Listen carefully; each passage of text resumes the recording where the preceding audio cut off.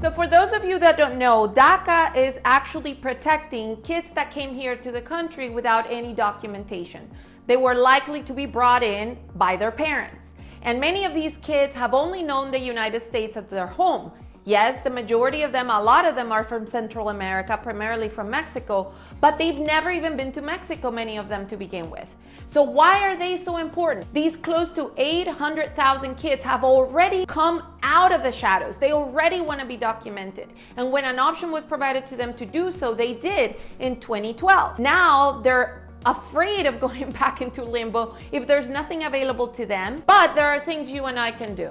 And that's what I want to leave you with today. I am a businesswoman working with a lot of you business leaders out there. Here's an opportunity for you to step up. You can continue business as usual or join the many other CEOs, like we've had Apple's Tim Cook and Mark Zuckerberg from Facebook, Jeff Bezos from Amazon, and many others that have come forward and sent not only letters to their staff to establish their support of DACA, but motivate them to get engaged. And they've also signed very direct letters going all the way up to the president to take action. Here's another thing you can do if you're an everyday citizen. If you go to refugees.org, you're going to see that there's a very easy way for you to send out a communication that establishes your commitment and your desire for this to be fixed. And for those of you that are advocates, this is a time for the coalition of Hispanic organizations to rise up. NHLA.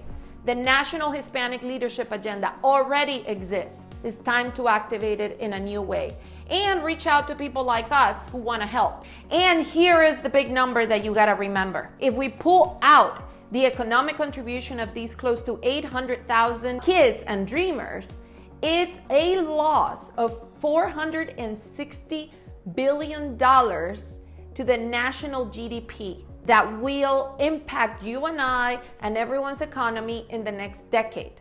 These are kids that because of DACA now are working, studying, buying houses, getting better jobs, exercising their talents and contributing to American society. So much so that annually it's about $2 billion in taxes that they're paying. So are we comfortable removing them or not giving them a path to continue to contribute when they've been doing it already? This is not a political thing, it's an economic thing, and is a human rights thing.